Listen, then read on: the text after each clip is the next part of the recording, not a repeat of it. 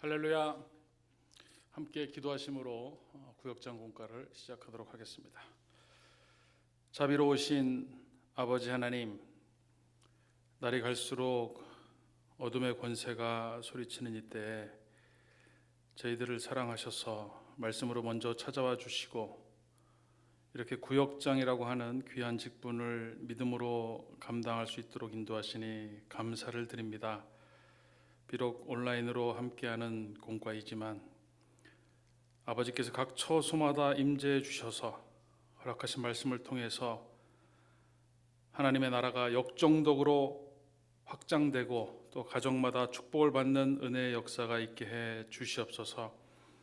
말씀을 모시고 가는 각 가정과 직장과 사업에 생명력이 차고 넘치게 하시고 또 말씀을 전하고 기도하고 또 중보할 때 구역이 부흥하고 발전하고 화목해지는 역사가 있게 해 주시옵소서. 이 시간 허락하신 말씀을 상고할 때 아버지의 크신 뜻을 깨닫게 하시고 저희들의 삶에 적용할 때마다 하나님의 구속사의 경륜이 드러나서 아버지께 크게 영광 돌리는 은혜의 시간이 되게 해 주시옵소서. 감사하며 예수님의 이름으로 기도하옵나이다. 아멘. 자, 오늘은 제35강 행동예언 17번째 시간입니다. 두 막대기가 하나 되게 하라. 첫째 시간입니다. 오늘 본문 말씀은 에스겔 37장 15절에서 23절입니다. 우리 함께 찾아서 읽도록 하겠습니다. 같이 시작. 여호와의 말씀이 또 내게 임하여 가라사대 인자야, 너는 막대기 하나를 취하여 그 위에 유다와 그 짝 이스라엘 자손이라 쓰고 또 다른 막대기 하나를 취하여 그 위에 에브라임의 막대기 곧 요셉과 그 짝 이스라엘 온 족속이라 쓰고 그 막대기들을 서로 연합하여 하나가 되게 하라. 네 손에서 둘이 하나가 되리라. 내 민족이 내게 말하여 이르기를 이것이 무슨 뜻인지 우리에게 고하지 아니하겠느냐 하거든 너는 곧 이르기를 주 여호와의 말씀에 내가 에브라임의 손에 있는 바 요셉과 그 짝 이스라엘 지파들의 막대기를 취하여 유다의 막대기에 붙여서 한 막대기가 되게 한즉 내 손에서 하나가 되리라 하셨다 하고 너는 그 글쓴 막대기들을 무리의 목전에서 손에 잡고 그들에게 이르기를 주 여호와의 말씀에 내가 이스라엘 자손을 그 감바 열국에서 취하며 그 사면에서 모아서 그 고토로 돌아가게 하고 그 땅 이스라엘 모든 산에서 그들로 한 나라를 이루어서 한 임금이 모두 다스리게 하리니 그들이 다시는 두 민족이 되지 아니하며 두 나라로 나누이지 아니할지라. 그들이 그 우상들과 가증한 물건과 그 모든 죄악으로 스스로 더럽히지 아니하리라. 내가 그들을 그 범죄한 모든 처소에서 구원하여 정결케 한즉 그들은 내 백성이 되고 나는 그들의 하나님이 되리라. 이는 하나님의 말씀이니라. 아멘. 자, 오늘은 에스겔 선지자의 행동 예언 중에서 마지막 행동 예언인 17번째 행동 예언에 대해서 살펴보도록 하겠습니다. 자, 에스겔 37장의 이 예언은 주전 586년 남유다가 바벨론에게 완전히 멸망한 다음에 주신 말씀입니다. 다 같이 공과에 있는 에스겔 33장 21절과 22절을 읽도록 하겠습니다. 시작. 우리가 사로잡힌 지 12년 10월 5일에 예루살렘에서부터 도망하여 온 자가 내게 나와 말하기를 그 성이 함락되었다 하였는데 그 도망한 자가 내게 나아오기 전날 저녁에 여호와의 손이 내게 임하여 내 입을 여시더니 다음 아침 그 사람이 내게 나아올 임시에 내 입이 열리기로 내가 다시는 잠잠하지 아니하였노라. 그랬죠. 자, 에스겔 선지자가 사로잡힌 지 12년 10월 5일에 벙어리가 풀렸습니다. 주전 586년 예루살렘이 멸망하고 그 후 예루살렘에서 도망하여 나온 자가 에스겔에게 와서 예루살렘의 그 멸망 소식을 전했을 때 벙어리가 풀린 거예요. 에스겔 37장 1절에서 14절을 보면 구 하나님은 에스겔에게 마른 뼈들이 살아나는 환상을 보여주셨습니다. 자, 이스라엘이 마치 말라빠진 그 뼈다귀처럼 나라를 빼앗기고 포로로 잡혀서 흩어진 거예요. 거기다 정신적 지주였던 예루살렘마저 완전히 무너져 버려서 소망이 없었습니다. 무덤에 갇힌 것처럼 보이는 거예요. 그런데 에스겔 37장 12절에 내 백성들아 내가 너희 무덤을 열고 너희로 거기서 나오게 하고 이스라엘 땅으로 돌아가게 하겠다. 그리고 14절에는 내가 또 너희를 너희 고토에 거하게 하리니 그랬죠. 고토는 고향 땅을 말합니다. 그러니까 하나님은 마른 뼈들이 살아나는 이 환상을 통해서 지금 바벨론이라는 무덤에 포로로 끌려가 있는 그 이스라엘 백성들이 영적으로 회복될 뿐만이 아니라 다시 고향 땅으로 돌아오게 된다는 것을 보여주시는 거예요. 여러분, 에스겔의 첫 번째 행동 예언부터 16번째 행동 예언까지는 남유다가 멸망하기 전에 예언한 겁니다. 그런데 오늘 본문 에스겔의 마지막 행동 예언, 즉 17번째 행동 예언은 마른 뼈가 살아나는 환상을 보여주신 후에 나온 거죠. 분명히 예루살렘이 바벨론에게 멸망당한 후에 주어진 명령이에요. 시기적으로 분명 차이가 있습니다. 멸망당한 후에. 그렇다면 이제 17번째 행동 예언을 자세히 살펴보도록 하겠습니다. 자, 1번 행동 예언의 내용이죠. 가로 1번 막대기 하나를 취하라 그랬어요. 자, 에스겔 37장 16절 상반절에 보면 하나님은 에스겔 선지자에게 인자야 너는 막대기 하나를 취해서 그 위에 유다와 그 짝 이스라엘 자손이라 쓰라 그랬죠. 가로 2번 다른 막대기 하나를 취하라 그랬어요. 자, 16절 하반절에 유다와 그 짝 이스라엘 자손이라고 쓴 막대기 외에 또 다른 막대기 하나를 가져다 거기에 에브라임의 막대기 곧 요셉과 그 짝 이스라엘 온 족속이라고 쓰라 명령을 하신 거예요. 자, 가로 3번 셋째는 막대기 둘을 서로 연합해서 하나가 되게 하라. 자, 밑줄에 하나라고 쓰시면 됩니다. 하나가 되게 하라는 명령이에요. 그러니까 17절에 그 막대기들을 서로 연합하여 하나가 되게 하라. 네 손에서 둘이 하나가 되리라 그랬어요. 그러니까 두 개의 막대기를 함께 묶든지 붙이든지 해서 하나로 만들면 에스겔 선지자의 손에서 네 손에서 그랬으니까 에스겔 선지자의 손에서 두 개가 하나가 된다. 하나로 변하게 해주겠다. 그렇다면 이 행동 예언들에 담긴 의미는 과연 무엇인가? 자, 큰 2번 행동 예언의 의미입니다. 가로 1번 유다와 그 짝 이스라엘 자손은 남유다를 가리킵니다. 자, 밑줄에 남유다라고 쓰시면 되겠습니다. 남유다. 자, 막대기 하나에 그 유다와 그 짝 이스라엘의 자손이라고 쓰라 그랬죠. 자, 열왕기하 12장 21절과 역대하 11장 12절을 보면 유다는 남유다의 주요 구성원인 유다 지파를 가리킵니다. 그리고 그 짝 이스라엘의 자손은 남유다 편에 섰던 그 베냐민 지파와 또 북이스라엘에 거주하기를 거부하고 남쪽으로 이주한 사람들을 가리키는 거예요. 자, 가로 2번 에브라임 막대기 곧 요셉과 그 짝 이스라엘 온 족속은 북이스라엘을 가리킵니다. 자, 에브라임 막대기 곧 요셉은 북이스라엘의 주요 구성원이었던 에브라임 지파를 가리키는 거예요. 자, 북이스라엘은 자그마치 10지파가 뭉친 나라입니다. 그런데 왜 북이스라엘을 가리켜서 에브라임 막대기라고 했을까? 자, 북이스라엘의 중심 지파는 요셉의 두 아들 즉 므낫세와 에브라임입니다. 창세기 41장 51절과 52절을 볼 때 에브라임은 원래 요셉의 둘째 아들 즉 차자죠, 차자. 그런데 야곱이 죽기 전에 자신의 손자인 그 요셉의 두 아들 므낫세와 에브라임을 데려다가 놓고 축복하면서 손을 이렇게 엇갈리게 해서 축복을 했어요. 창세기 48장 14절을 보면 야곱은 왼손을 장자인 므낫세의 머리에 얹었습니다.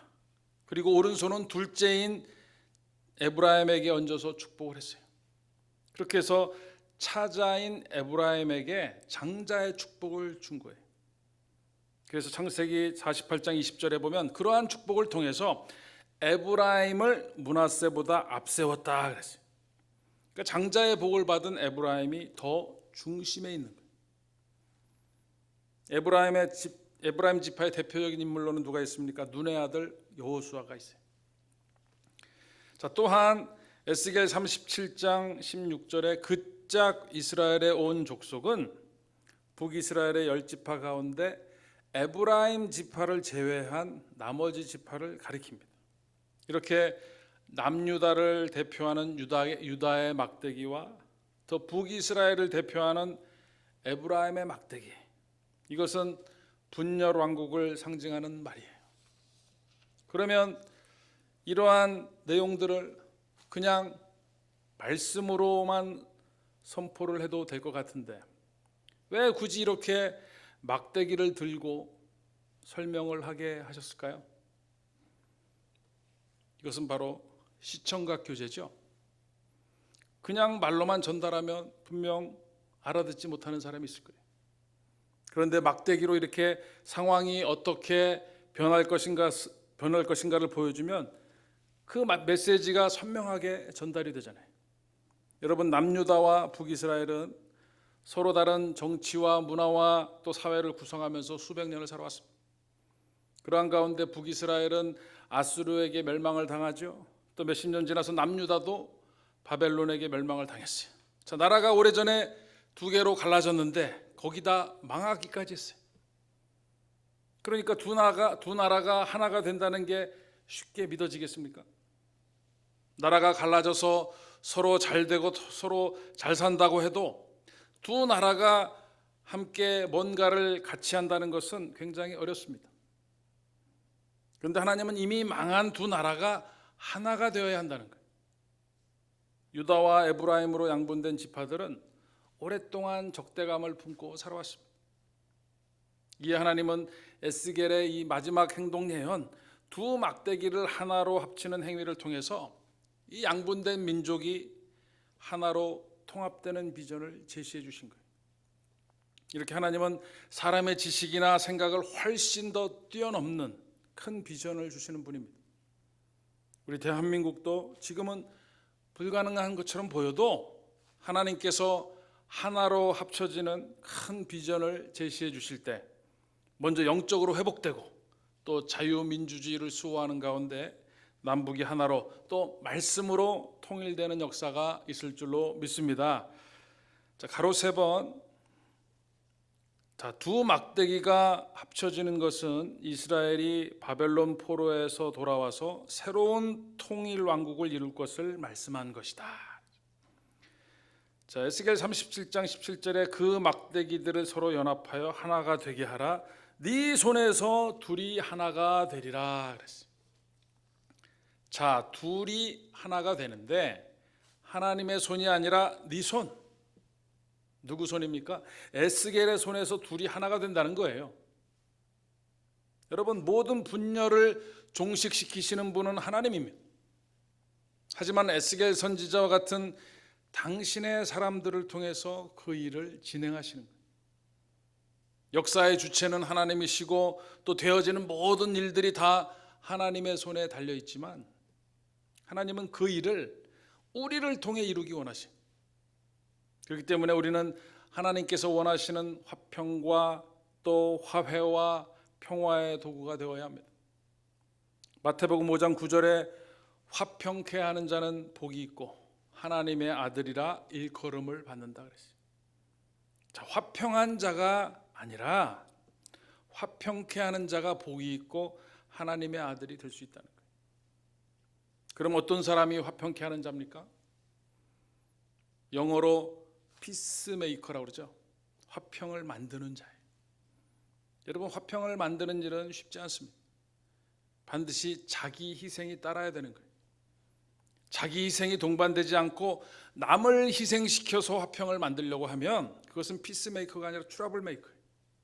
문제를 만드는 사람이 되고 맙니다. 에스겔의 예언대로 이스라엘 백성은 주전 537년에 바벨론에서 해방이 되고 제1차로 예루살렘에 돌아왔습니다.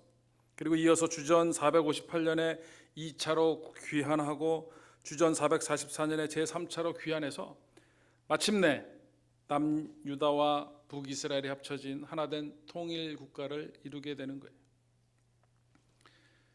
자, 그렇다면 교재는 없지만 결론과 적용을 해보도록 하겠습니다. 자, 어느 공동체든 서로 하나가 되고 연합하는 것은 굉장히 중요한 일입니다. 그런데 서로 하나가 되려면 이 목표가 같아야 돼요. 이런 말이 있죠. 사랑했다면 앞을 보고, 사랑할 거면 서로를 보고, 사랑한다면 같은 곳을 보라. 여러분, 목표가 같아야 서로 뜻을 같이 할 수 있습니다. 그리고 그 뜻은 사람의 뜻이 아니라 하나님의 뜻에 맞춰야 하나가 될 수 있어요. 그렇지 않으면 분열될 수밖에 없습니다. 하나님은 언제나 우리보다 앞서가시는 분이에요. 우리의 계획과 비전, 우리의 생각보다 항상 앞서가십니다. 내가 결정하고 내가 사역하고 내가 전도하고 내가 어떤 일을 결정하기 전에 하나님은 이미 준비하시고 예비하시고 앞서 생각하셔서 우리의 결정을 기다리고 계시는 거예요. 누가복음 19장 42절에 보면 예수님께서 예루살렘을 바라보면서 눈물을 흘리는 모습이 기록되어 있어요. 너도 오늘 평화에 관한 일을 알았더라면. 자, 평화를 모르고 있는 이스라엘이 너무 안타까워서 예루살렘을 바라보시고 우시는 거예요. 여러분, 민족의 통일과 화해, 또 평화, 이것은 오직 역사의 주인이신 하나님의 손에 달려있고 아버지의 허락이 필요합니다. 그렇기 때문에 우리가 매주 구국 예배를 드리면서 나라와 민족을 위해서 기도하고 또 교회의 하나됨을 위해서 기도하는 거예요. 그런데 당시 남북 왕국은 그것에 대한 투철한 신앙이 없었습니다. 두 막대기가 하나가 되는 역사, 막대기 두 개를 하나로 만드는 것은 사람의 생각과 능력으로는 불가능합니다. 그런데 에스겔이 말씀을 믿고 행할 때 하나님께서 일하시고 역사하신 거예요. 여러분, 오늘날 우리에게도 많은 분열이 있습니다. 남과 북의 분열, 지방색으로 인한 분열, 세대 간의 분열, 이념과 사상의 분열, 정당 간의 분열이 있어요. 그러나 이 모든 분열은 결국 예수 그리스도 안에서만 하나가 될 수 있습니다. 교회도 마찬가지예요. 사랑으로 하나 되어 두 배 부흥하는 것이 우리 아버지의 뜻입니다. 그런데 두 배가 아니라 두 개 부흥, 하나가 되지 못하고 두 개로 나눠지면 얼마나 슬퍼하시겠어요. 누가복음 13장 34절과 35절에 예루살렘아 예루살렘아 보라 너희 집이 황폐하여 버림바 되니라. 또 우실 수밖에 없는 거예요. 오늘 여러분들의 헌신과 또 기도를 통해서 구역이 하나가 되고 지구가 하나가 되고 교구가 하나가 되고 교회가 하나 되는 영적 통일의 역사가 함께 하시기를 주님의 이름으로 축원합니다. 이 17번째 행동 예언은 사람의 능력으로는 할 수 없지만 오직 믿음과 순종을 통해서 성취할 수 있는 소망의 예언이에요. 오늘 여러분과 저에게도 우리 힘으로 우리의 능력으로 어찌할 수 없는 일이 있고 또 고난도 있습니다. 그러나 두 막대기가 네 손에서 하나가 되리라.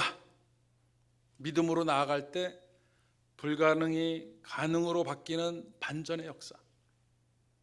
분단되었던 북이스라엘과 남유다의 통합을 이루어 주셨던 것처럼 오늘 우리 대한민국과 우리 교회, 우리 가정에도 그러한 하나됨의 비전과 통일을 허락해 주신 줄로 믿습니다. 여러분, 시대마다 위기는 있었어요. 문제는 위기를 기회로 만드는 능력입니다. 그렇다면 누가 위기를 기회로 만드는가? 하나님께서 일하심을, 역사하심을 믿는 사람들입니다. 하나님의 손에 붙잡힌 사람들이에요.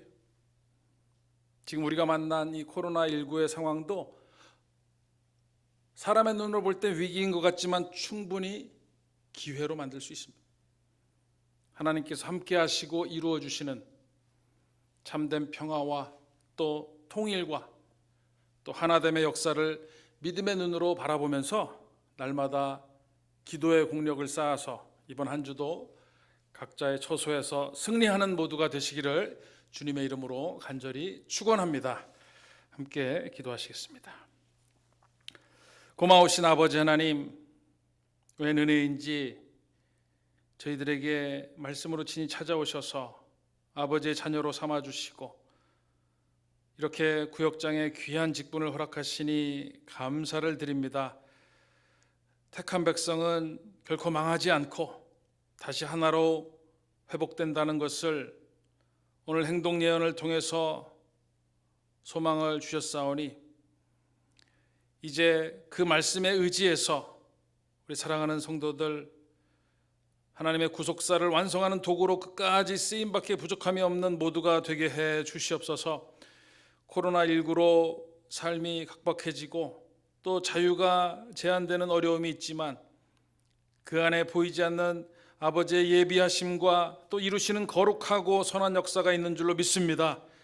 그동안 저희들이 잊고 살았던 아버지의 은혜를 기억하고 감사하는 모두가 되게 해주시고 초월적인 신앙으로 이렇게 급류를 거슬러 올라가는 영적 피상의 시간들이 되게 해 주시옵소서. 가정마다 아버지께서 찾아가 주시고 신방해 주셔서 사명을 감당하기에 부족함이 없도록 모든 일에 형통케 해 주시고 또 강건하고 또 부요하고 부흥하고 발전해서 아버지의 기쁨이 되어드리는 구역들이 되게 해 주시옵소서. 주신 은혜에 감사함으로 준비한 예물을 바칩니다. 이 예물이 쓰여지는 곳마다 아버지의 영광이 나타나게 하시고 바치는 손길 기억해 주셔서 날마다 감사의 조건들이 더욱더 풍성해지고 많아지는 축복의 역사만 있게 해 주시옵소서. 감사하며 예수님의 이름으로 기도하옵나이다. 아멘. 특별히 오늘 광고는 없고요. 이제 주님 가르쳐 주신 기도로 오늘 구역장 공과를 마치도록 하겠습니다. 하늘에 계신 우리 아버지여, 이름이 거룩히 여김을 받으시오며 나라의 임하옵시며 뜻이 하늘에서 이루어진 것 같이 땅에서도 이루어지리이다. 오늘날 우리에게 일용할 양식을 주옵시고 우리가 우리에게 죄진 자를 사하여 준 것 같이 우리의 죄를 사하여 주옵시고 우리를 시험에 들게 하지 마옵시고 다만 악에서 구하옵소서. 대개 나라와 권세와 영광이 아버지께 영원히 있사옵나이다. 아멘. 한 주도 승리하시기 바랍니다. 감사합니다.